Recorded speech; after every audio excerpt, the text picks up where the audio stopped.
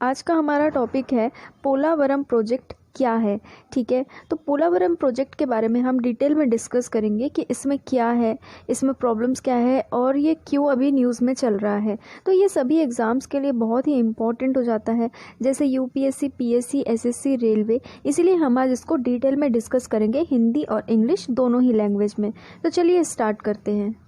पहले देखो current news में क्या आया है कि पोलावरम प्रोजेक्ट जो है वो 2022 के खरीफ सीज़न तक कंप्लीट हो जाएगा। ठीक है, ऐसा किसने कहा है? वाईएस जगन मोहन रेड्डी ने ये कहा है। अब ये कौन है? ये आंध्र प्रदेश के चीफ मिनिस्टर है। इन्होंने कहा है पोलावरम प्रोजेक्ट जो अभी अंडर कंस्ट्रक्शन है, जिसका कंस्ट्रक्शन अभी चल रहा है, वो कंप्लीट हो जाएगा 2022 के खरीफ सीज़न तक। अब हम डिटेल में देखते हैं कि ये प्रोजेक्ट है क्या। देखो, पोलावरम प्रोजेक्ट जो है ये एक मल्टीपर्पज़ इरिगेशन प्रोजेक्ट है। मल्टीपर्पज़ यानी कि एक ही चीज़ से 100 काम जब हो जाए तो उसको मल्टीपर्पज़ कहते हैं। ठीक है, तो इसी प्रोजेक्ट के द्वारा इरिगेशन वगैरह की फैसिलिटी दी जाएगी। मतलब ये क्या है? ये एक डैम बनाया जा रहा है। ठीक है, गोदावरी नदी के ऊपर ये डैम बनाया जा रहा है। कहाँ पे बनाया जा रहा है?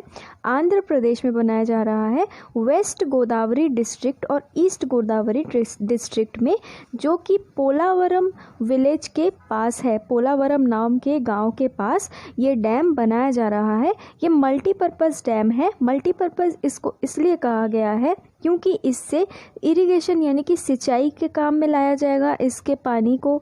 उसके बाद हाइड्रो पावर जनरेशन के काम में लाया जाएगा, यानी कि बिजली से जो पानी से जो बिजली का उत्पादन होता है उसके काम में लाया जाएगा।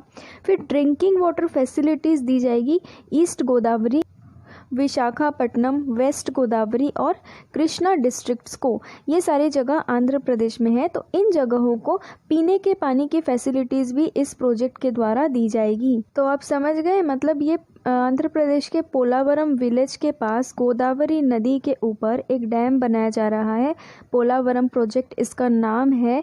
ये एक मल्टीपर्पज़ प्रोजेक्ट है। मल्टीपर्पज़ यानी कि एक ही चीज़ से 100 काम होंगे, यानी कि एक ही डैम के पानी से क्या क्या होगा? इरिगेशन, सिंचाई होगी, हाइड्रो पावर जनरेशन होगा, पीने के पानी की फैसिलिटीज़ दी जाएंगी। गोदावरी डिस्ट्रिक्ट, ईस्ट गोदावरी को, विशाखापट्टनम को, वेस्ट गोदावरी को और कृष्णा डिस्ट्रिक्ट को, जो कि कहाँ पर है?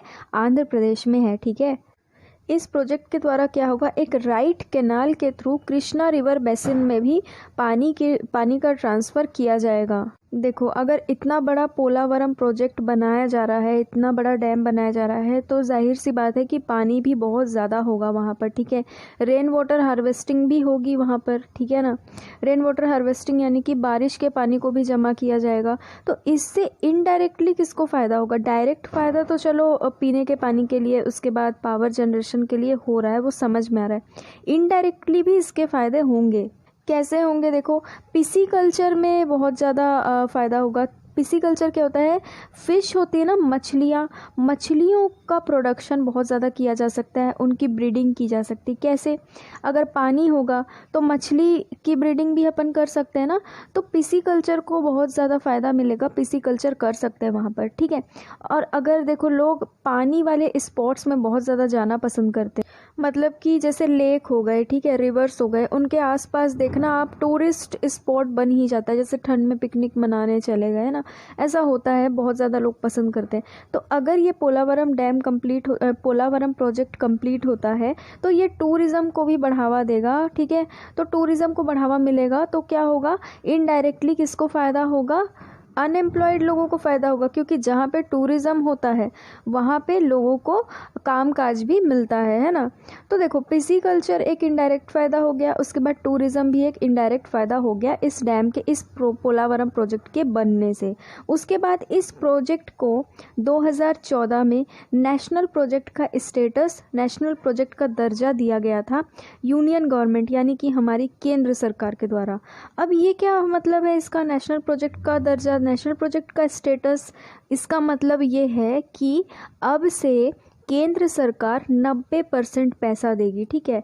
राज्य सरकार को सिर्फ इसमें 10% पैसा ही लगाना है। यानी कि अगर किसी भी ऐसे प्रोजेक्ट को नेशनल प्रोजेक्ट का स्टेटस प्राप्त होता है यूनियन गवर्नमेंट के द्वारा, तो समझ जाना उसका सीधा सीधा मतलब ये है कि यूनियन गवर्नमेंट अब उसमें 90% पैसा देगी, ठीक है। बाकी का जो 10% है वही स्टेट गवर्नमेंट को देना है, क्योंकि ऐसे कई सारे प्रोजेक्ट हैं जो नॉर्थ ईस्ट यानी कि सिक्किम, असम, मणिपुर ऐसी जगहों में, नॉर्थ ईस्ट में आते हैं ये स्टेट्स। तो नॉर्थ ईस्ट में बहुत ज़्यादा इस तरह का नेशनल प्रोजेक्ट स्टेटस दिया गया है कई सारे प्रोजेक्ट्स को, ठीक है, जहाँ पर यूनियन गवर्नमेंट 90% पैसा लगा करके काम कर रही है। तो 2014 में इस प्रोजेक्ट को नेशनल प्रोजेक्ट का दर्जा मिल गया था। ये इम्पोर्टेंट पॉइंट है, नोट कर लेना।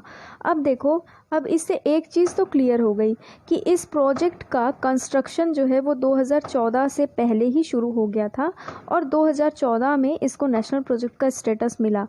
अब देखो 2014 में जो है एक और चीज़ हुई थी, आंध्र प्रदेश और तेलंगाना का बाइफर्केशन हो गया था, यानी तेलंगाना और आंध्र प्रदेश अलग अलग स्टेट बन चुके थे, ठीक है। लेकिन इस प्रोजेक्ट का कंस्ट्रक्शन उससे पहले ही शुरू हो गया था। इसका मतलब जब आंध्र प्रदेश और तेलंगाना एक ही स्टेट था। अब देखो, ये जो पोलावरम प्रोजेक्ट है ये बहुत ज़्यादा कंट्रोवर्शियल प्रोजेक्ट है, ठीक है। इस प्रोजेक्ट को कई बार बंद करवाने का भी प्रयास किया जा चुका है। क्यों, किस लिए? देखो, पोलावरम प्रोजेक्ट को अपोज किया गया था क्योंकि ये डिस्प्लेसमेंट का बहुत बड़ा कारण बन रहा था।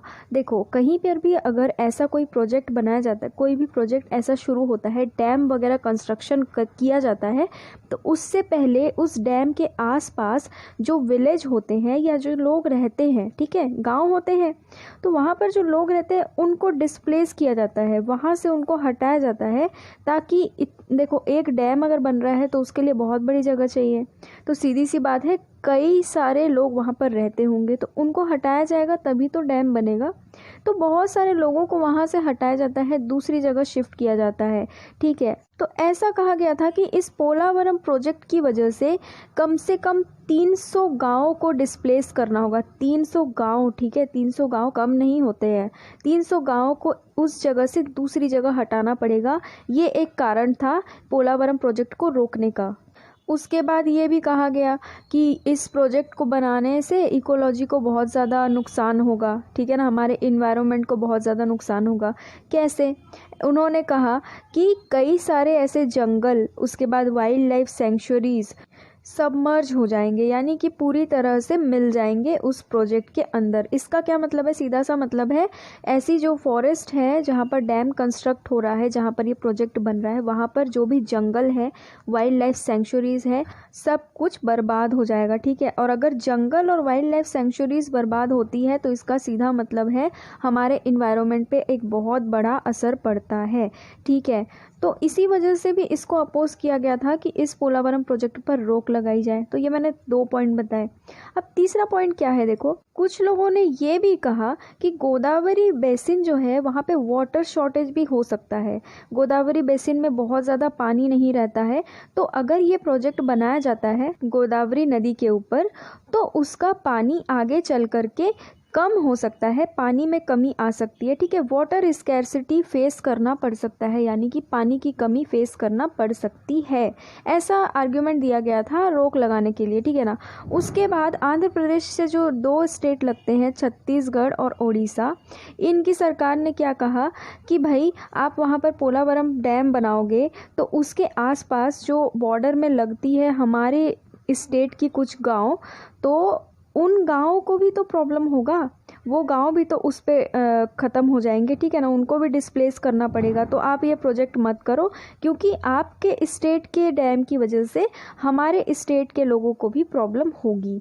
तो बहुत सारे इश्यूज फेस करने के बाद ये पोलावरम डैम कंस्ट्रक्ट हो रहा है, ठीक है, जो कि अब जगन मोहन रेड्डी जी ने कहा है कि 2020 तक पूरा का पूरा कंप्लीट हो जाएगा।